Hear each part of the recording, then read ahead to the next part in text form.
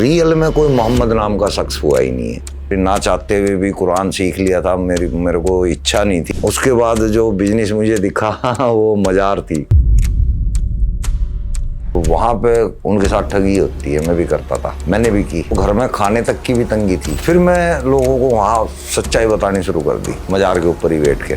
धर्म में मैं समान विश्वास रखती हूँ, इस्लाम में भी। मैं उसके लिए बुरा नहीं सोच सकती। वो आपके बारे में सोचता है। कुरान को कोई भी मुसलमान जब इज्जत देता है वो इसलिए देता है कि उसको ये बताया गया कि ये अल्लाह की किताब है। आप नमाज नहीं पढ़ते? नमाज तो कुरान में है ही नहीं है, ये तो जबरदस्ती पढ़ते हैं मुसलमान। मोहम्मद साहब ने शैतान बोल दिया है औरत को कि ये औरत जो है शैतान होती है। उन्होंने औरत से शादी नहीं की थी या औरत से वो जने नहीं गए थे, पैदा नहीं हुए थे? लेकिन उन्होंने औरत की इज्जत नहीं की। एक चौराहे पर खड़े थे, जा रहे थे, वहाँ पे एक औरत खड़ी हुई थी, महिला। उसको देख के मोहम्मद साहब प्रताड़ित हो गए भर्ती और भागे भागे अपने घर गए। अपनी छोटी बेटी जो 2 या 2.5 साल के लगभग की थी, वो फर्श पे खेल रही थी। तो मोहम्मद साहब ने उसको देख के कहा कि ये बच्ची अगर मेरे जिंदा रहते जवान होगी तो मैं इसके साथ करूँगा। Oh my God. आप अपने बच्चों की विचारधारा बदल पाए इस्लाम को लेकर? मुझे जरूरत भी नहीं पड़ी कि उनकी विचारधारा बदलनी जरूरी है, लेकिन वो लोग है ही नहीं है। वो नाम के मुसलमान है, जिस तरह बाकी लोग हैं ना नाम के मुसलमान, वो भी ऐसे ही हैं।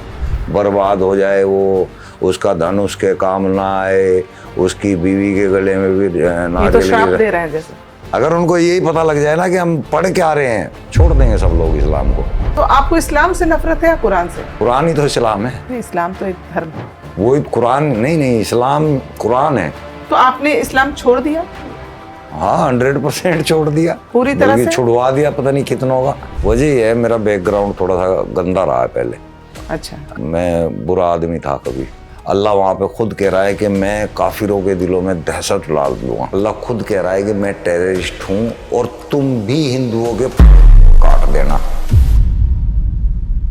हिंदू मुस्लिम करके ही सरकार चलती है। आपको पता बीजेपी भी अगर आई है तो वो हिंदू मुस्लिम के बेस पे आई, वो किसी कार्य के बेस पे तो आई नहीं है। मुसलमानों ने वहाँ पे गंद फैला दिया। अब जो मुसलमान वहाँ पे गए हुए उन्होंने नाश कर दिया उस देश का, पिछड़ा दिया उसको बिल्कुल। पाकिस्तान बांग्लादेश अलग ना होते तो अब तक इंडिया भी कंडम हो चुका होता। बस वहाँ पे एक काम नहीं कर पाए वो आतंकवादी के। उन्होंने वहाँ की उनकी औरतों को गुलाम नहीं बनाया। अगर बना लेते तो मेरे ख्याल से उनका सर्वनाश जल्दी हो जाता। फिर आप इस्लाम को बढ़ाने के लिए ना इस्लाम की बुराई तक कर सकते हैं। तो जितने इंडिया के अंदर, पाकिस्तान के अंदर, बांग्लादेश के अंदर मुसलमान हैं,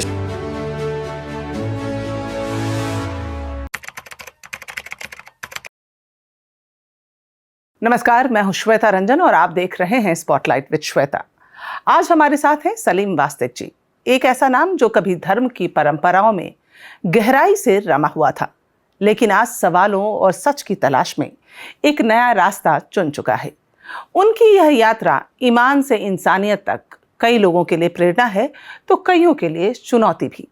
आइए जानने की कोशिश करते हैं कि आखिर कौन से सवाल थे जिन्होंने उन्हें धर्म से धर्म के पार सोचने पर मजबूर किया। सलीम जी, आपका स्वागत करना चाहूंगी कार्यक्रम में। Thank you. बहुत सारे पॉडकास्ट आपने किए और सब आपको एक्स मुस्लिम के नाम से बुलाते हैं।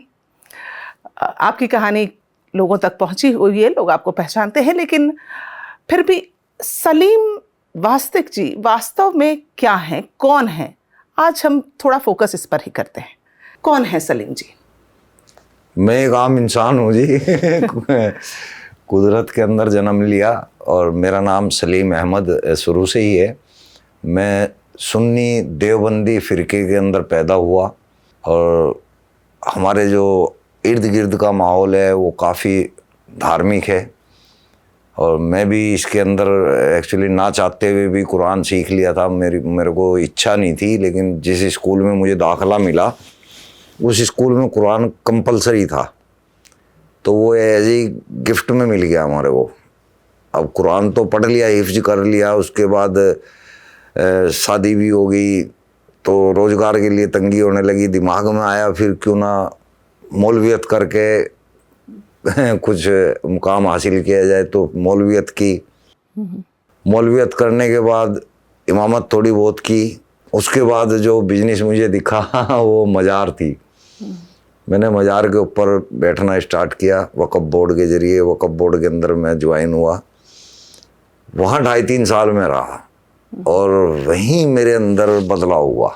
वहाँ मैंने ऐसे ऐसे लोग देखे जो चारों तरफ से टूट के वहाँ पे आते हैं, मतलब बिखर के आते हैं बिल्कुल, और ये यकीन बना के आते हैं कि यहाँ से हमारा काम हो जाएगा। खुदा के दर पर आए हैं ऐसा महसूस। हाँ, और वहाँ पे उनके साथ ठगी होती है, मैं भी करता था, मैंने भी की।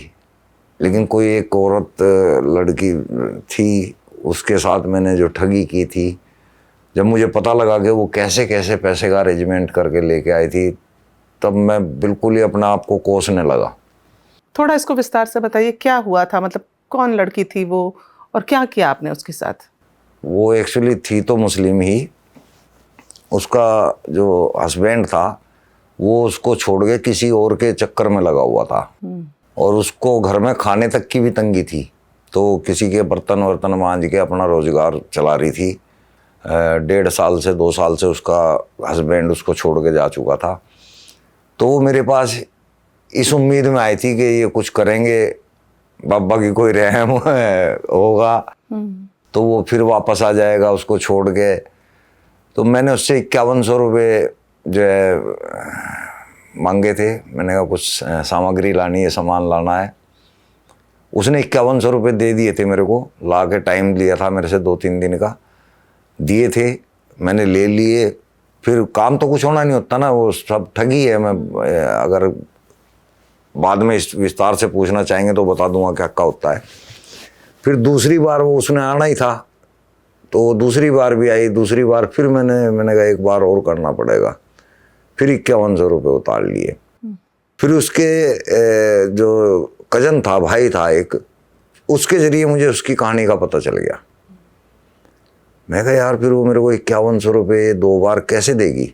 उसके पास बिल्कुल पैसे नहीं थे। नहीं, वो मांग के खा रही थी, मतलब, और जबकि घर उसका अच्छा था।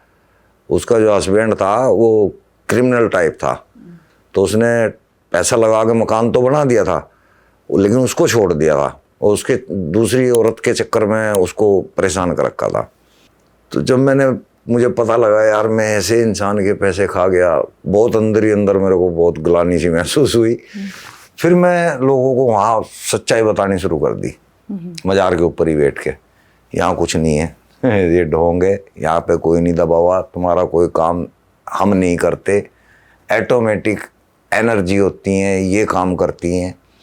100 में से एक हमारे कैसे काम हो गया, वो तुक्का लग गया, उसका लोग जो है ढिंढोरा पीट देते हैं कि बाबा ने काम कर दिया, बाबा ने काम कर दिया। ऐसा कुछ नहीं होता। तो यही बातें आहिस्ता आहिस्ता वक्फ बोर्ड तक चली गई कि भाई ये बैठा हुआ इस तरह जो है इस्लाम के बारे में बोलता है, तो उन्होंने मेरे को रेस्टिकेट कर दिया। फिर मैं वो सब कुछ छोड़ के अपना, मतलब एक घटना ने आपकी ज़िंदगी बदल दी, लेकिन एक ठग, एक मौलवी और मदरसे से निकला हुआ प्रोडक्ट, हाँ, और कुरानों में डूबा हुआ प्रोडक्ट, वो मैं यहाँ पे किसी को भी तकलीफ नहीं देना चाहती हूँ। मैं ये क्लियर कर दूँ कि किसी धर्म के सब धर्म में मैं समान विश्वास रखती हूँ, इस्लाम में भी। मैं उसके लिए बुरा नहीं सोच सकती। देखिए अगर कोई, वो आपके बारे में सोचता है, जो सोचते हैं वो सोचें, जो सोचते हैं वो सोचें। हम लोग क्या है, बहुत ही लिबरल ख्याल के हैं, और हम लोग हिंदुस्तान में पले बढ़े हैं। हमें तभी तो हमारे ऊपर कब्जा हुआ है, तभी तो हमारे हमें नफरत नहीं सिखाई गई है। हाँ, लेकिन हाँ, जब हमसे कोई गुस्ताखी करे तब हम उसका जवाब देना भी जानते हैं। बहरहाल एक ऐसा प्रोडक्ट जो मदरसा से निकला, जो मौलवी रहा, जो ठग रहा, और उसकी ज़िंदगी एक घटना से बदल जाती है। लेकिन ये जो घटना आप कह रहे हैं, ये तो हर जगह होता है, किसी भी धर्म के में आप धर्म स्थल पे चले जाइए, हाँ, चाहे हिंदू धर्म में भी होता है, हर जगह होता है। तो ये ठगी सिर्फ इस्लाम में तो नहीं, सिर्फ एक घटना आपको कैसे बदल सकती है? नहीं, बाकी तो कुरान से, वो जो कुरान पढ़ा है ना, कुरान को कोई भी मुसलमान जब इज्जत देता है, वो इसलिए देता है कि उसको ये बताया गया कि ये अल्लाह की किताब है, ये अल्लाह ने भेजी है, इसलिए वो उसकी कदर करता है, उसको नमन करता है, उसकी इज्जत करता है। जब हमने पढ़ ही लिया कि ये कुरान अल्लाह की किताब नहीं है, उसमें कई ऐसे फैक्ट हैं, जैसे काफिरों को मारो, काफिरों से नफरत करो, औरत की बेकदरी, औरत के बारे में बुरे ख्याल, इन चीज़ों से पता लग गया कि भाई अल्लाह तो ऐसा नहीं कर सकता। तो फिर देखा कि लिखी किसने है फिर ये। लेकिन जब ये हम इसकी डिटेल में आएंगे, बहुत सारे सवाल हैं जब आप बोल रहे हैं, औरतों के ऊपर भी बहुत सवाल है, लेकिन थोड़ा शुरुआत चूंकि हम आपके व्यक्तित्व के बारे में चाहते हैं कि दर्शकों तक ये बात पहुंचे, फिर आपने जब तब्दील किया अपनी सोच को, तो उसका खामियाजा भी तो भुगतना पड़ा होगा, परिवार से, समाज से कुछ चुनौतियां तो आई होंगी रास्ते में। हाँ देखिए, आई तो हैं, लेकिन उनसे मुझे फ़र्क नहीं पड़ा है। मुझे घर वालों ने धमकी दी पहले तो, जब मैं स्टार्ट हो गया, चैनल खोल लिया, लोगों को बोलने लगा, तो सबसे पहले मेरी वाइफ ने मेरे को धमकी दी। हाँ, उसने कहा कि या तो आज मस्जिद में जाके नमाज पढ़ के ये कहो कि भाई मैं इस्लाम को बुरा भला बोलता था, आज के बाद नहीं बोल लूँगा और मैं अल्लाह को मानता हूँ, नहीं तो आज से हमारा वास्ता मतलब ख़त्म। मैंने उसी टाइम अपने 4-6 कपड़े रखे थे, उठाए, मैंने कहा ठीक है, जय हिंद। मेरी दुकान थी अपनी, मैं आके दुकान में सो गया। वो दिन है, आज तक का दिन है। मेरी घरवाली हाथ तक जोड़ती है कि वापस आओ। मैं अब वापस नहीं, अकेला ही रहता हूँ, अकेला ही सोता हूँ, अकेला ही खाता हूँ। आप अपने परिवार के, ये कब की बात है फिर? ये 2.5-3 साल हो गए। तो आप परिवार का त्याग करना भी तो कोई धर्म नहीं सिखाता? नहीं, मैंने त्याग नहीं किया। 2 कारण हैं घर को छोड़ने के पीछे। एक तो वो लोग डरे हुए हैं, वो चाहते हैं मैं भी डर के रहूं।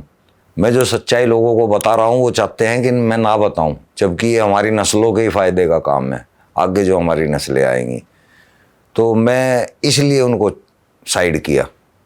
जब भी आप कुछ बड़ा करेंगे तो आपको बहुत कुछ त्यागना पड़ेगा, तब जाके उस बड़े काम की साइड को आप बढ़ पाएंगे। लेकिन ये तो वैसे ही बात हो गई सलीम जी कि तलाक तलाक तलाक 3 बार बोला और इतनी आसानी से एक दूसरे से पीछा छूट गया। ये तो बिल्कुल वैसी सी बात हो गई। ऐसा नहीं है कि पीछा छूट गया, बिल्कुल ही संबंध नहीं है अब हमारे बीच, लेकिन अभी भी मिलते हैं। बच्चे मेरे पास आते हैं, मैं नहीं जाता उनके पास, वो आते हैं मेरे पास। दूसरी बात, मेरे ऊपर हमले की कोशिश हुई है, हो नहीं पाया, कोशिश हुई है। मेरे घर पे लोग पहुंच गए थे, 3 आदमी, गलत इरादा लेके। तो मुझे ऐसा लगा कि मैं ये जो काम कर रहा हूँ इसका खामियाजा अगर भुगतना पड़े तो केवल मुझे भुगतना पड़े, ना कि मेरे परिवार के किसी मेंबर को। ये एक मेन वजह भी है उनसे दूर होने की। मैं नहीं चाहता कि मेरे किए हुए काम का असर उनके ऊपर आए। आप अपने बच्चे हैं आपके? हाँ, एक लड़का है, एक लड़की है। कितने बड़े हैं? मेरी लड़की शादीशुदा है, उसको 3 बच्चे हैं। वो एक हाफिज की बीवी है, एक मौलवी की बहू है। और बेटा? बेटे की अब शादी करूंगा, इसमें फरवरी के अंदर कर दूंगा। आप अपने बच्चों की विचारधारा बदल पाए इस्लाम को लेकर? मुझे शायद ज़रूरत भी नहीं पड़ी, क्योंकि वो लोग ऐसे है ही नहीं है कि उनकी विचारधारा बदलनी ज़रूरी है। अगर वो लोग 5 वक्त के नमाजी होते, कट्टर होते, तो मुझे लगता कि पहले उन्हीं को बदलूं। लेकिन वो लोग है ही नहीं है, वो नाम के मुसलमान हैं। जिस तरह बाकी लोग हैं ना नाम के मुसलमान, वो भी ऐसे ही हैं। तो मुझे ज़रूरी लगा अपने बच्चों को स्पेशल समझाने से बेहतर लोगों तक कैसे अपनी बात पहुंचाऊं। उसमें मेरे बच्चे भी सुनेंगे, औरों के भी बच्चे सुनेंगे, हमारी नस्लें भी सुनेंगी। वो मैं काम कर रहा हूँ। मेरे बच्चे भी अगर सुन के बदलना चाहे तो बदल जाए, नहीं बदलना है तो ना बदले। सभी के लिए ये ओपन है।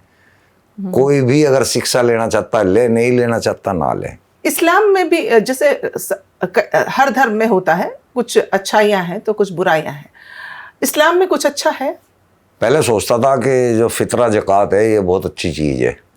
वो क्या है? फितरा ज़कात दान होता है एक तरह का, जो कि हर साल देना पड़ता है ईद के टाइम। इसको मैं बहुत अच्छा सोचता। किसको देता है? मुसलमान। किसको देते हैं दान? हाँ, ये इस पॉइंट पे आके फिर मुझे पता लगा कि ये बहुत गलत है। अच्छा। पहले जब मुझे पता था कि फितरा ज़कात बहुत अच्छी चीज़ है, लोगों की मदद करना, तो मैं कायल था कि भाई ये चीज़ इस्लाम के अंदर बहुत बेहतरीन है। जब मैंने देखा कि यार फितरा और ज़कात या तो मदरसे में दिया जाता है या किसी मुस्लिम को, यानी कि मजहब देख के अंधा वाटे सीनी और टटोल टटोल के दे, अपने अपनों को दे, बाकी क्या मदद के लायक नहीं है? हिंदू, सिख, ईसाई, ये क्या मदद के लायक नहीं है? मतलब इंसानियत के आधार पे दान होना चाहिए। हाँ, ना कि मजहब के आधार पे। तो यहाँ भी मैंने उसको फिर बेकार समझा कि ये चीज़ भी जो है नफरत बांट रही है, ये कोई दान नहीं है। ओके। वो जो चीज़ मैं एक अच्छी समझता था वो भी पूरी निकल गई। तो और कुछ है ही नहीं इस्लाम के अंदर अच्छा। और कुछ भी नहीं है। आप नमाज नहीं पढ़ते? नमाज तो कुरान में है ही नहीं है, ये तो ज़बरदस्ती पढ़ते हैं मुसलमान। ये पारसियों की नमाज है। आप जैसे कुरान है ना मुसलमानों का, पारसियों की अवेस्ता है, जैन अवेस्ता। आप उसमें जाके पढ़ेंगे तो वहाँ पे अजान भी है, नमाज भी है, उनके नाम भी सेम वही, फजर, जोहर, असर, मगरिब, ईशा, यहाँ तक कि सुबह की चाश्त, इशराक, सब सारी नमाज वहीं पे है। सेम टू सेम उसको कॉपी किया हुआ है इस्लाम धर्म ने, जबकि ये कुरान के अंदर नमाज है ही नहीं। सलात, अस्सलातु खैरुल मिनन नौम, सलात का हुक्म है, सलात कायम करने का। कायम करना होता है कोई चीज़ तैयार करना, जैसे हम विपसना करते हैं या सलात के मायने बता देता हूँ मैं। सलात के जो उर्दू मायने हैं वो राबता, दीदार, रूबरू, आमने सामने या संपर्क। तो वो पढ़ा नहीं जा सकता, वो किया जा सकता है। नमाज पढ़ते हैं, सलात पढ़ने की चीज़ नहीं है, कायम करने की चीज़ है। तो जैसे कई लोगों को मैं देखती हूँ कि सुबह का जो अर्ली मॉर्निंग का नमाज होता है, उठते हैं, पढ़ते हैं, फिर सो जाते हैं। हाँ, सो नमाज पढ़ने के कोई तौर तरीके, कुछ नियम कानून, ये सब तो होते होंगे। और फिर मतलब इतना ज़रूरी होता है कि 5 टाइम का नमाज पढ़ना ही है कि? हाँ, 5 टाइम की जरूरी है, फर्ज है। आप पढ़ते हैं? नहीं, मैं तो एक भी नहीं। मैं क्यों पढ़ूंगा? मुझे पता लग गया ये फ्रॉड है, फेक है, कोई ऐसा अल्लाह है ही नहीं है। आपने भी थोड़ी देर पहले जिक्र किया कि औरतों की स्थिति के बारे में, लेकिन मैं कई मुस्लिम महिलाओं से जब मिलती हूँ तो मुझे लगता है कि वो तो खुश हैं। हाँ, वो पता नहीं क्यों खुश है। उनको भी पता है कि ये सही नहीं है, लेकिन जहन कबूल करके बैठ गया। उनको ये समझ नहीं है कि भाई हमें बुरखे में क्यों ढक के रखा हुआ है। किसी तरह का डर है क्या? क्या समाज का डर।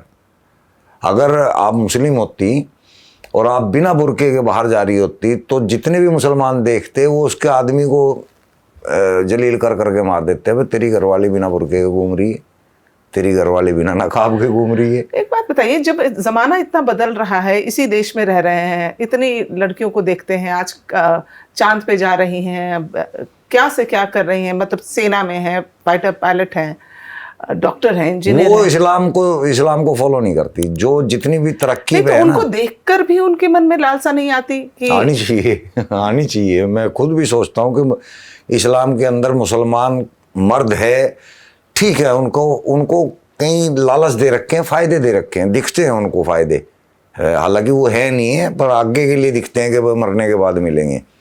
औरत का तो कोई फ़ायदा ही नहीं है, ना तो उसको इस जीवन में इज्जत मिली और ना ही मरने के बाद जन्नत के अंदर उसका कोई मुकाम है। जन्नत में भी उसको ये कहा गया है कि भाई, तो जन्नत है? नहीं, कोई जन्नत वन्नत कुछ नहीं है। ये ड्रामे है। नहीं, वैसे तो स्वर्ग नरक जन्नत कहते यहाँ हैं। मैं हिंदुत्व को भी कहता हूँ, ये भी बकवास की बात है। कोई स्वर्ग नहीं है, ये धरती ही स्वर्ग है, यहीं पे नरक है, यहीं पे स्वर्ग है। अगर आप अच्छी ज़िंदगी जी रहे हैं, आप समझिए स्वर्ग में जी रहे हैं।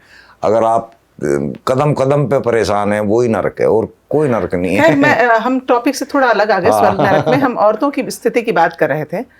तो इस्लाम में जो दिखता है सिर्फ बुर्का ही नहीं, उनकी पढ़ाई लिखाई, शिक्षा, स्वास्थ्य, एक तरह से कभी मतलब पिता के उसमें रहेंगे, फिर कभी पति के उसमें रहेंगे, फिर कभी बेटे के अंडर रहेंगे। गुलामी में ही रहना है, मतलब गुलामी में ही जीना है। अपनी मर्जी से वो तलाक भी नहीं दे सकते। नहीं, तलाक औरत के लिए है ही नहीं है। औरत 100 बार भी बोल लेगी, 200 बार भी बोल लेगी, तलाक नहीं होगी। तो ये सब कहाँ लिखा है कि ये सही है, ये गलत है, ये होना चाहिए, ये नहीं होना कुरान चाहिए? में। किसने लिखा? देखिए, ये बहुत लंबी कहानी हो जाएगी, फिर एक पॉडकास्ट में तो आ ही नहीं सकती है। उस्मान गनी तीसरा खलीफा जो था, उसने कुरान तैयार कराया था और उसने मोहम्मद का नाम यूज किया है। और हम ये कहते हैं कि मोहम्मद ने अल्लाह का नाम यूज किया है, और रियल में कोई मोहम्मद नाम का शख्स हुआ ही नहीं है। तो बहुत उलझन वाली बातें हैं, एकदम से शायद आपको भी समझ में नहीं आई होगी कि मैंने क्या कह दिया। समझ गई। असल में मोहम्मद नाम का कोई शख्स तो दुनिया क्या में नहीं ये हुआ। जानबूझकर ऐसा लिखा गया कि औरतों को दबाया जा सके? हाँ, ये पुरुष प्रधान, उस वक्त पुरुषों का ही था हिसाब किताब, ज्यादा औरतों को कोई इज्जत दी नहीं जाती थी। समाज उस वक्त ऐसा था अरब कंट्री के अंदर, तो उन्होंने उसी को दिमाग में रखते हुए ये तैयार किया है।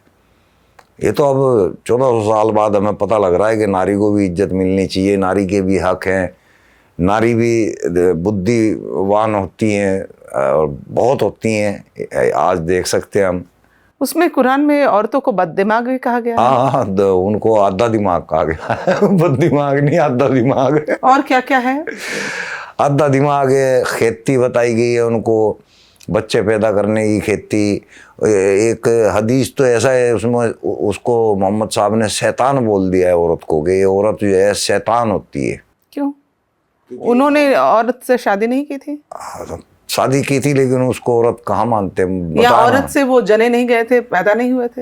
हाँ, सोचना चाहिए, लेकिन उन्होंने औरत की इज्जत नहीं की। एक चौराहे पे खड़े थे, जा रहे थे, वहाँ पे एक औरत खड़ी हुई थी, महिला। उसको देख के मोहम्मद साहब ज़्यादा प्रताड़ित हो गए भर्ती, और भागे भागे अपने घर गए। उनकी जो बहू थी ज़ैनब, पहले उसके साथ जा किया। और ये हदीस, हाँ, बहू के साथ। और ये हदीस तब दी कि औरत शैतान का रूप होती है। शैतान मतलब उनको उत्तेजित कर दिया इसलिए? हाँ। शैतान तेरे अंदर है भाई, तू अपने बारे में बोलना। औरत बेचारी अपने काम से वहाँ खड़ी हुई है, क्या पता उसको कहीं जाना है या कहीं से आ रही है। शैतान तो तेरे अंदर है, जो तुझे देख के जो हरकत आ गई तेरे अंदर। औरत की क्या खता? तो ऐसा क्या है, मुझे लगता है इस्लाम में, कि मतलब औरतों की इज्जत की एक तो हम बात कर रहे हैं, दूसरा कि ज़्यादातर जो है दहशतगर्द जो है वहीं से निकलते हैं, ज़्यादातर फिदाइन वहीं से निकलते हैं, ज़्यादातर जेलों में वही हैं, ज़्यादातर छोटे काम करने वाले लोग पंक्चर बना रहे हों, चाहे ठेले पर हो, रेडी पर हो, मुसलमान हैं। तो आखिर क्यों ऐसा है? मतलब कामयाब तो मुसलमान इसलिए नहीं है कि खुद इस्लाम ने कह दिया है कि दुनिया फ़ानी है, ये तुम्हारे को केवल एक इम्तिहान के लिए जगह दी है, इसकी कोई अहमियत नहीं है, असली ज़िंदगी मरने के बाद है। तो जिस दुनिया को देखा नहीं हमने, हाँ, वो उनको दे रखी है लॉलीपॉप चूसने के लिए, कि उसकी तैयारी करो, यहाँ की कोई तैयारी ना तो करो। वहाँ की क्या 72 हूरों की तैयारी करें? हाँ, जैसे 72 हूरें हैं, खजूर हैं, शहद की नदियाँ हैं, दूध की नदियाँ हैं। पागल ये भी नहीं सोचते इंसान के भाई दूध नदियों में थोड़ा ही आता है, स्तनधारी जीवों के अंदर आता है। शहद जो है नदियों में थोड़ा ही आता है, वो बड़ी मेहनत से जो है मधुमक्खियाँ फलों का रस चूस चूस के तैयार करती है, तब शहद पैदा होता है। लेकिन वहाँ नदियों में बारह अल्लाह मियाँ। नहीं, लेकिन मतलब मुझे ये लगता है कि जो अगर हम बात करें औरतों की स्थिति की, हम पहले उस पर फोकस कर रहे थे, तो किस समय से आपको लगता है कि घर में जब बच्ची पैदा होती है, हाँ, तो उसी समय से क्या नीयत खराब हो जाती है आसपास के मर्दों की पैदा होते ही? और क्या उसी समय से घर वाले ये सोच लेते हैं कि अब तो ये लड़की आ गई, इसके साथ ऐसा ऐसा होना चाहिए? किस उम्र में क्या होता है? देखिए, मोहम्मद साहब की एक हदीस है, मुसंद अहमद, हदीस नंबर 26870। मोहम्मद साहब एक साहबी के घर गए, उनका नाम था इब्न अब्बास। जब वो उनके घर पे गए तो उनकी एक छोटी बेटी जो 2 या 2.5 साल के लगभग की थी, वो फर्श पे खेल रही थी। फर्श तो उस टाइम नहीं होगा, ज़मीन पे खेल रही थी। तो मोहम्मद साहब ने उसको देख के कहा कि माशाल्लाह, ये बच्ची अगर मेरे जिंदा रहते जवान होगी तो मैं इसके साथ निकाह करूँगा। Oh my God. अच्छा, निकाह का मायने आप ये मत लेना कि शादी होता है। निकाह के मायने शादी अब लोगों ने बना दिया है, रियल में इसका निकाह के मायने है संभोग। तो वहाँ पे मोहम्मद साहब ये कह रहे हैं कि अगर ये बच्ची मेरे सामने मेरे जिंदा रहते जवान होगी तो मैं इसके साथ करूँगा।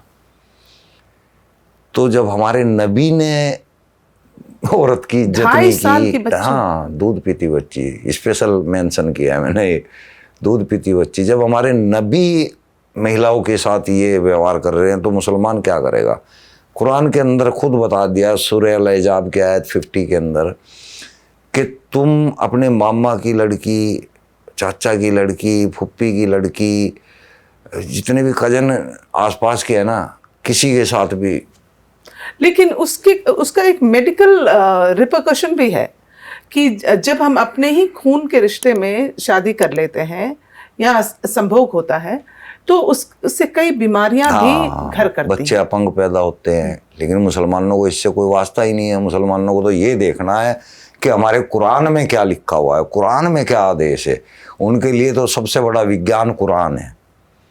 वो कुरान जो ये दावा करते हैं मुसलमान के पूरी दुनिया में जो साइंस है वो सारी कुरान के अंदर है, वो पागल ये भूल जाते हैं कि वही वो कुरान है जो ये कह रहा है कि धरती साकिन है। साकिन का मतलब स्थिर, रुकी हुई है, सूरज इसके चक्कर लगा रहा है।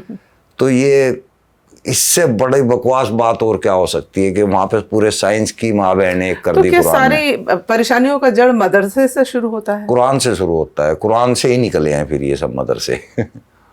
और ये जो आपने कहा अभी निकाह, मैं तो यही मान रही थी कि निकाह मतलब शादी। आप सर्च करके देखना, जब आप निकाह के मायने ढूंढोगे ना तो उसमें शादी भी लिखा हुआ आएगा और भी लिखा हुआ आएगा। जब आप थोड़ा जोर दे के पूछेंगे रियलिटी में असल में क्या है इसके मायने, तो वहां पे सिर्फ लिखा आएगा। कुरान में क्या है इसके मायने? निकाह के मायने से। तो फिर शादी? अरेबिक है। फिर शादी को क्या कहते हैं? शादी, अब तो निकाह को ही शादी बोलते हैं ना। अब तो निकाह को ही शादी बोलते हैं मुसलमानों के अंदर। तो निकाह शब्द को, शादी है ही नहीं है। शादी तो दो जीवों का मिलन है। निकाह के मायने तो है।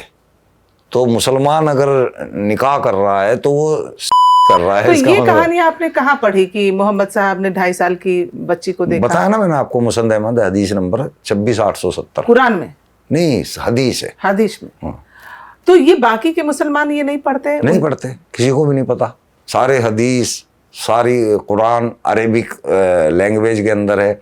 मुसलमानों को अरेबिक पढ़नी तो आती है, पढ़ तो लेते हैं वो, लेकिन उनको तर्जुमे नहीं पता, मायने नहीं पता कि क्या लिखा हुआ है। वो नमाज में ही लगे हुए हैं, जैसे कि तब्बत यदा अबी लाबी व तब मागनानु मालो माँ का सब। मुसलमान को पता ही नहीं है मैं क्या कह रहा हूँ। वो असल में क्या कह रहा है कि टूट जाएं अबू लहब के हाथ, बर्बाद हो जाए वो, उसका धन उसके काम ना आए, उसकी बीवी के गले में भी ये तो श्राप दे रहे हैं जैसे। 5 वक्त नमाज के अंदर उनको पता ही नहीं है हम क्या बोल रहे हैं। अगर उनको यही पता लग जाए ना कि हम पढ़ क्या रहे हैं, छोड़ देंगे सब लोग इस्लाम को। तो आप सलीम जी यही लोगों को बताने की कोशिश कर रहे हैं, इसलिए आपने इतनी बड़ी चुनौती ली है। हाँ, मुझे पता चल गया है तो मैं लोगों को बता रहा हूँ, और ये मेरा फर्ज भी बनता है। तो आपको इस्लाम से नफरत है या कुरान से? कुरान ही तो इस्लाम है। नहीं, इस्लाम तो एक धर्म है। वो कुरान नहीं, इस्लाम कुरान है, धर्म नहीं है, ये मजहब है। हाँ, मतलब वही मजहब। हाँ, तो ये मजहब की जो मेन गाइड है ना वो कुरान है। तो आपने इस्लाम छोड़ दिया? हाँ, 100% छोड़ दिया, पूरी तरह से छुड़वा दिया। पता नहीं कितनों का, कितने लोगों का आप छुड़वा? कभी तो गिन भी लेते थे, एक टाइम तो था ऐसा कि गिन लेते थे कि भाई एक फलाना है, एक ढिमकाना है। अब थोड़ा ही गिनती है, अब तो वो बहुत ज्यादा बढ़ चुकी है ना। तो लोग आपको अप्रोच करते हैं खुद से? अप्रोच मतलब आप उससे खुद संपर्क करते हैं कि हमें इस्लाम से पीछे छुड़ाओ? वीडियो देखते हैं, उसके बाद में अपने फ़ोन नंबर भी दे रखे होते हैं वीडियो पे, तो लोग बातचीत करते हैं मुझसे, अपनी व्यथा सुनाते हैं, अपने सवाल रखते हैं। जब वो सेटिस्फाई हो जाते हैं तो वो साइड हो जाते हैं। लेकिन हम लोगों ने तो ये देखा है कि इस्लाम को एक कट्टर धर्म माना जाता है, मजहब माना जाता है। तो जहाँ ये कट्टरता हो, वहाँ एक व्यक्ति जब खड़ा होके उसी के खिलाफ बातें करता है तो उसको चुनौतियाँ किस तरह की मिलती हैं? धमकियाँ मिलती हैं, मारने काटने की कोशिश की जाती है, हर तरह से। जब देख लेते हैं कि ना इसको मारा जा सकता, ना इसको धमकाया जा सकता, तो उनके पास होता है कि उसके परिवार को दबा दें किसी भी तरह से। परिवार को धमकियाँ देंगे, परिवार भी अगर नहीं दबा फिर वो बायकॉट करते हैं कि भाई इससे अब ना तो कोई रिश्तेदारी रखेंगे, ना ही इसके घर आएंगे, ना इसके घर जाएंगे, ना इसको शादी में बुलाएंगे, ना इसकी शादी में जाएंगे। जैसे हुक्का पानी गिर जाता है वो वाला काम कर देते हैं। तो ये आपको लोग तकलीफ बुलाते दे हैं होता है। आपको लोग बुलाते हैं, परिवार में कोई शादी हो, कोई फंक्शन हो, बुलाते हैं? मुझे तो बुलाते हैं अभी तक भी। वो अलग वजह है इस चीज़ की। क्या है वजह? वजह ये है, मेरा बैकग्राउंड थोड़ा सा गंदा रहा है पहले। अच्छा। मैं बुरा आदमी था कभी, तो मेरे सभी रिश्तेदारों को पता है मेरे बारे में। क्या किस तरह बुरा आदमी था, मतलब कहना क्या चाहते हैं? गुंडा था। अच्छा। हाँ, तो सबको पता है कि ये आदमी ऐसा है, इसके साथ बकवासबाजी भी नहीं कर सकते, इसको दबा भी नहीं सकते। अगर दबाने की कोशिश करेंगे ये उल्टा हमारे को फोड़ देगा। ये मेरे लिए फ़ायदेमंद है। फिर वो मेरे जो व्यवहार है मेरे अपने भाई के साथ, चाचा ताऊ के लड़कों के साथ, परिवार के साथ, रिश्तेदारों के साथ, वो बड़ा प्रेम वाला है। एक दूसरे के साथ खड़ा होता हूँ मैं फ़ौरन जाके आवाज़ पे, इस वजह से मुझे वापस बुलाते हैं। लेकिन अंदर ही अंदर ऐतराज़ है। अच्छा, जैसे सरकार ने ये कहा कि 3 तलाक वाला मसला, उस पर फैसला आया और कई औरतें तो उस पर बहुत खुश हुई, लेकिन जो समझदार है वो खुश हुई हैं। लेकिन क्या अंदर अंदर बहुत नाखुश भी थी, क्योंकि प्रोटेस्ट भी बहुत हुए थे इसके खिलाफ औरतों के द्वारा ही, जो बिल्कुल अपने आप को जोम्बी मान चुकी हैं ना, हम ऐसे ही ठीक है इस्लाम के अंदर, उनको तो गलत लग रहा है ये। यानी कि वो मोदी के खिलाफ हैं, बीजेपी के खिलाफ हैं। लेकिन जो पढ़ी लिखी औरतें हैं ना, जो फंसी बैठी हैं, मजबूर हैं, और समाज के डर से वो खुल के नहीं सामने आना चाहती, उनको इस फैसले की बहुत इज्जत है और वो कदर कर रही हैं। तो उनको मतलब सिर्फ ये बर्दाश्त कर रही हैं, कदर नहीं कर रही, बर्दाश्त कर रही हैं। आपने सही वर्ड लिया यहाँ पे, वो बर्दाश्त कर रही हैं, झेल रही हैं। अगर उनको मौका मिल जाए ना, 2 मिनट अगर मौका मिल जाए ना, हिंदुस्तान के अंदर 60% लोग इस्लाम को छोड़ देंगे। अगर उनके अंदर से ये डर खत्म हो जाए ना कि हमारी बाइकाट हो जाएगी, समाज हमसे दूर हो जाएगा, कोई हमें बहन बेटी नहीं देगा, हमारे बच्चों के रिश्ते लेकिन नहीं आज होंगे। तो सरकार इतनी मजबूत स्थिति में है, सरकार चाहे उत्तर प्रदेश में हो चाहे केंद्र में हो, लेकिन सरकार इसमें दखल नहीं ना दे रही। सरकार अगर इसमें दखल दे जाए ना तो बहुत जल्दी काम होएगा।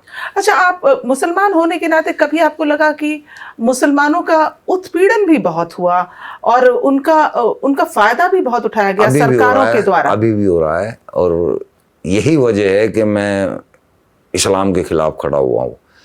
क्योंकि यहाँ पे आपने देखा होगा मॉब लिंचिंग भी बहुत होती हैं, मुस्लिमों की होती हैं।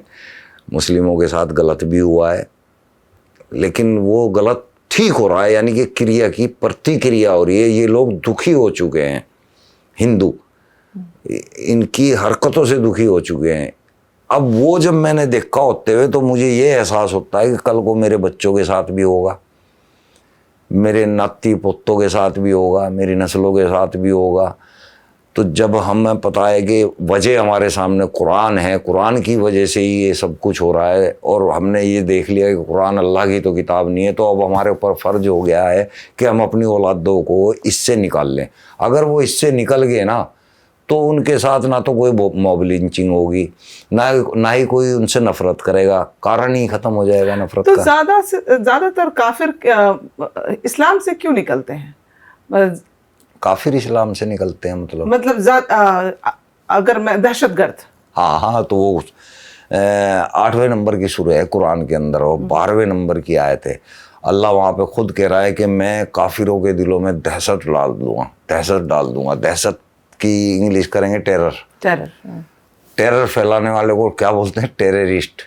अल्लाह खुद कह रहा है कि मैं टेररिस्ट हूँ और तुम भी हिंदुओं के काट देना। वो कह रहा है अल्लाह कि मैं भी आतंकवादी हूँ और तुम भी आतंक फैलाओ। कोई धर्म इंसान और इंसान में फर्क कैसे कर सकता है? ये कर रहा है ना। ये जो इसको नहीं मानता उसको नजस, टट्टी, कुत्ता, बंदर, पखाना, नफरत के लायक। इस तरह की तालीम किस उम्र से देनी शुरू हो जाती है? मतलब मदरसे से ही, बचपने से ही सिखाया जाए? नहीं, घर से स्टार्ट हो जाते हैं। हमारे माँ बाप हमारे कान में शुरू हो जाते हैं। आप जब छोटे थे आपको कहा जाता था कि हिंदू से दोस्ती नहीं करो, हिंदू से बात नहीं करो? क्या आपके बचपने की कुछ याद है आपको? हाँ, कई बार ऐसा होता था कि अगर मैं बताता था कि मैं फलाने के साथ बैठ के खाना खाया, तो मेरे को नहलाया गया, मेरे से वजू कराई गई, 7 बार मुझसे मुंह धुलवाया गया, कुर्ला कराया गया। तो यानी कि पखन्ना समझा जाता है उनको। तो ये सभी के अंदर है। आज समझ में आता है कि यार कोई पकाना नहीं है, आप भी इंसान हो, मैं भी इंसान हूँ। ये तो हमने चोला ओढ़ लिया हिंदू मुस्लिम का, नहीं तो अंदर सब हम एक जैसे ही हैं। मेरा जो सवाल था, एक तो जो आपने उत्पीड़न कहा, दूसरा कि सरकारों ने क्या फ़ायदा उठाया मुसलमानों का, क्योंकि मुस्लिम वोट एक वोट बैंक बना के वो रखा। हिंदू मुस्लिम करके ही सरकार चलती है। आपको पता है बीजेपी भी अगर आई है तो वो हिंदू मुस्लिम के बेस पे आई, वो किसी कार्य के बेस पे तो आई नहीं है, हिंदू मुस्लिम करके ही आई है। और अच्छा है आई है। मैं चाहता हूँ कि अब यही छाई रहे, क्योंकि ये अगर छाई रहेगी तो ये हिंदू राष्ट्र बन जाएगा। यहाँ पे कभी ज़िंदगी में शरिया कानून लागू नहीं होगा। और जहाँ पे मुसलमानों का आतंक होता है ना, आपने इंग्लैंड की हालत देख ली होगी। अब क्या है, एक टाइम हम सुनते थे कि इंग्लैंड कितना बड़ा देश है, कितनी बड़ी ताकत है, कितना खूबसूरत है। मुसलमानों ने वहाँ पे गंद फैला दिया। अब जो मुसलमान वहाँ पे गए हुए उन्होंने नाश कर दिया उस देश का, पिछड़ा दिया उसको बिल्कुल। तो इसका भी यही हाल हो जाएगा, इंडिया का भी यही हाल हो जाएगा। और हो जाता अगर पाकिस्तान बांग्लादेश अलग ना होते तो अब तक इंडिया भी कंडम हो चुका होता। क्योंकि जिस तरह से इस्लाम ने अपने पैर पसारे हैं दुनिया भर में, उस हिसाब से भारत को अपने आप को बनाए रखना, एक हिंदू राष्ट्र अभी बना तो नहीं है, लेकिन फिर भी अपनी पोजीशन को बनाए रखने के लिए बहुत मेहनत करने की ज़रूरत है। हाँ, मेहनत भी, बलिदान भी, और बहुत चौकन्ना भी। इस्लाम के सामने तो आपको इतना, क्योंकि आप जानते नहीं हो ना इस्लाम के बारे में, ये लोग इतनी भयंकर साजिशें करते हैं। अल तक़िया नाम की एक चीज़ है, वो आपको पता भी नहीं है, सूरह नहल के अंदर जिक्र है। आप इस्लाम को बढ़ाने के लिए ना इस्लाम की बुराई तक कर सकते हैं। आप किसी हिंदू को अपनी ओर लाने के लिए कोई भी चाल चल सकते हैं। अल्लाह खुद कह रहा है कि मैं दुनिया का सबसे बड़ा चालबाज हूँ और तुम भी साजिशें रचो। तो इस्लाम साजिशों का नतीजा है। तभी वो साजिश कोई सलीम नाम का व्यक्ति राहुल बन जाता है, किसी लड़की को फंसा लेता है।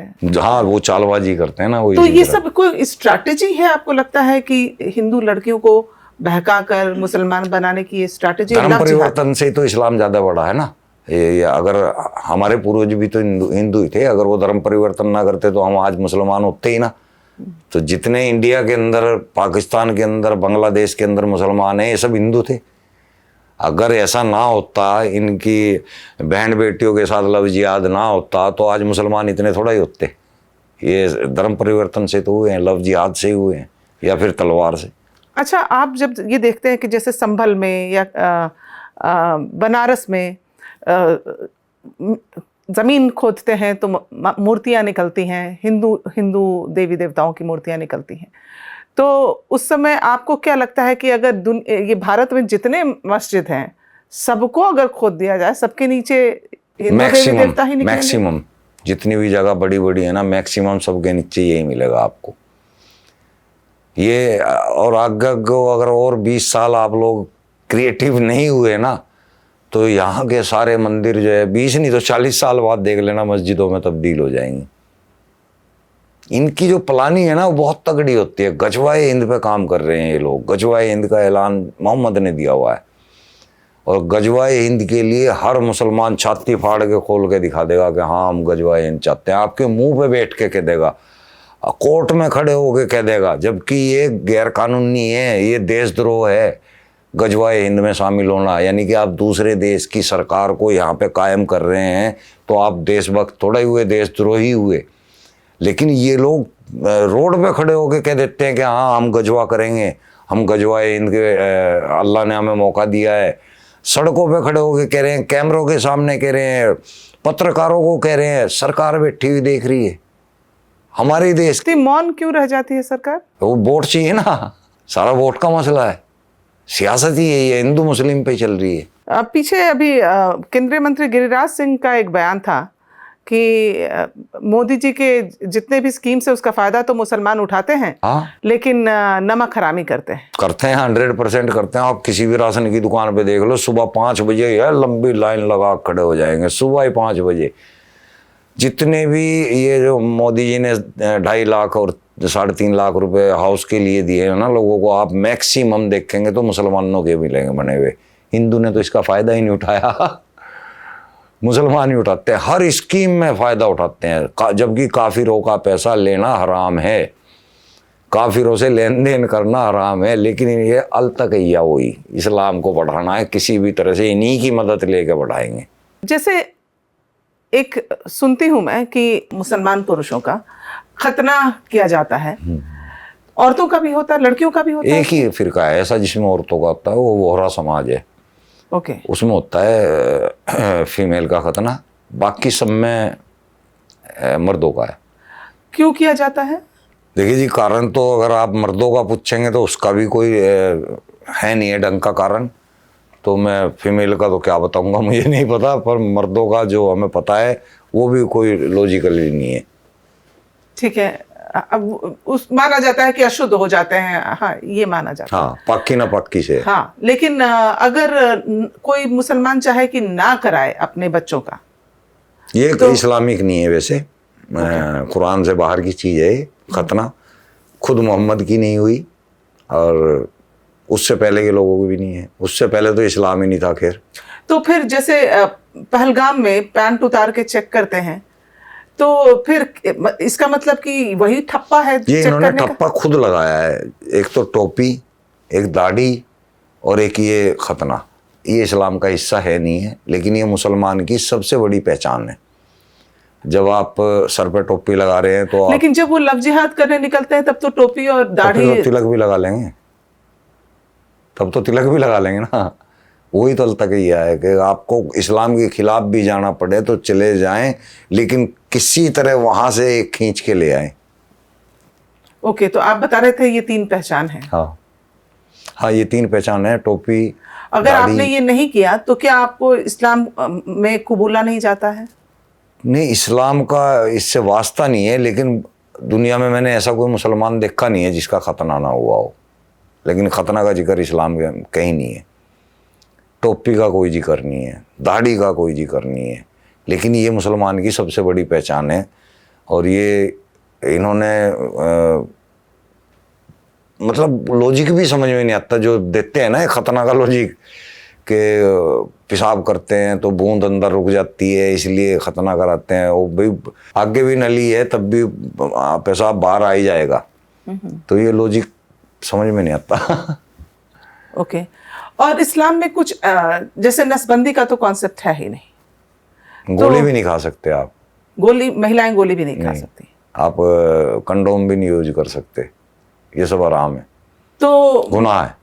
तो औरतें मशीन की तरह आप जितना भी बच्चा पैदा करते रहो आप कर सकते। बोल दिया ना, खेती, खेती का मतलब तो पैदावार करे जाओ बस। लेकिन आजकल तो समझदार हो रहे होंगे, इतना बच्चों को पढ़ा पाना, कुछ बना पाना कैसे संभव है? देखिए, समझदार जो होगा ना, वो उसका कुरान से वास्ता नहीं रहेगा। फिर जो आदमी समझदारी के काम करेगा ना, वो कुरान से नहीं चल पाएगा। कुरान ने तो आपकी समझ को ही ठप कर दिया है, आपकी समझ को ब्लॉक कर दिया है। कहते हैं ना कि ये मुसलमान के हम किस्मत वाले हैं जो हम इस्लाम के अंदर पैदा हुए। मैं कह रहा हूँ तुम्हारे से बड़ा बदकिस्मत कोई नहीं है। इस्लाम सबसे पहले उसको खा जाता है जो उसके कलमे को पढ़ता है। स्टार्टिंग में ही कलमा ला इलाहा इल्लल्लाह मुहम्मद रसूलुल्लाह सल्लल्लाहु अलैहि वसल्लम, जिसने ये पढ़ लिया मुसलमान वो हो गया और उसने अपने आप को ख़त्म कर लिया। अब उसके लिए दुनिया बेकार है। जब उसके लिए दुनिया बेकार होगी, वो कोई पढ़ाई नहीं करेगा, कोई तरक्की का काम नहीं सीखेगा, वो केवल मस्जिदों में नमाज पढ़ेगा, वो हज के लिए जाएगा, वो रोज़े रखेगा, वो सिर्फ दीन के लिए रहेगा। दुनिया के लिए वो ख़त्म हो चुका है। इसीलिए आज बिरयानी, पंचर आपको बहुत कम मिलेंगे जो अच्छी पोस्ट पे हैं। अच्छा, जैसे कोई लड़की हिंदू लड़की है और उसका कोई मुसलमान प्रेमी है, तो लड़की कैसे पहचाने कि ये मुसलमान है? नहीं पहचान पाएगी, मुश्किल है। अगर उसने तिलक लगा लिया तो पहचान, वो कपड़े उतरने पे पहचान होगी बस। उस पहचान को नहीं छुपा सकते ये लोग। जैसे ये कश्मीर में जो हादसा हुआ या केरल फाइल्स हमने जो मूवी देखी, इस तरह के जो कई लोग कहते हैं कि बहुत बढ़ा चढ़ा के दिखाया गया है, बट ये वास्तविक में तो नहीं, रियल में ऐसा ही हुआ है। और ये कुरान की एक आयत है, सूरह तौबा की आयत नंबर 5, सेम टू सेम उसको पिक्चराइज किया है, बिल्कुल जहाँ वो जो लिखा हुआ है ना, बिल्कुल उसी के कॉन्सेप्ट पे। मैं बता देता हूँ क्या लिखा हुआ है।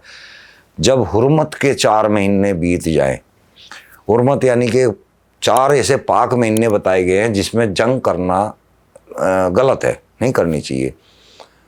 तो जब ये हुर्मत के 4 महीने बीत जाए तो तुम काफिरों को जहां पाओ वहां मारो, घात लगा के उनको मारो, और तब तक मारो जब तक कि वो कलमा ना पढ़ लें। अगर या फिर वो तुम्हें टैक्स जजिया ना देना कबूल कर लें तब तक मारो उन्हें। तो सेम हुआ था, हुर्मत के 4 महीने बीत चुके थे जिस वक्त वहाँ कश्मीर में हुआ। उन्होंने सबसे कलमा पढ़वाया, जिसने पढ़ लिया उसको छोड़ दिया, जिसने नहीं पढ़ा उसको मार दिया। चेक कर करके घात लगा के मारा, छिप के मारा। पहले से छिपे बैठे थे उनको मारने के लिए, वहाँ पे सेट हुआ था, पूरी प्लानिंग थी। घात लगाना उसी को कहते हैं, प्लानिंग के साथ। बस वहाँ पे काम नहीं कर पाए वो आतंकवादी के। उन्होंने वहाँ की उनकी औरतों को गुलाम नहीं बनाया, लोंडी नहीं बनाया। अगर बना लेते तो मेरे ख्याल से उनका सर्वनाश जल्दी हो जाता फिर, क्योंकि मोदी जी ने उस टाइम स्ट्राइक दी थी तो वो 29 लोगों की जान की स्ट्राइक थी।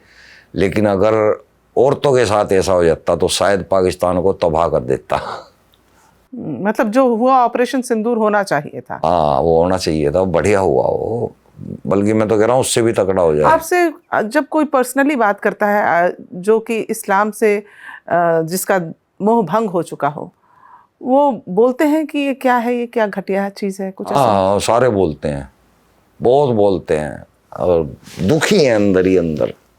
अरे सलीम भाई, बस परेशानी यहाँ है कि अगर छोड़ देंगे तो हमारा नाश हो जाएगा।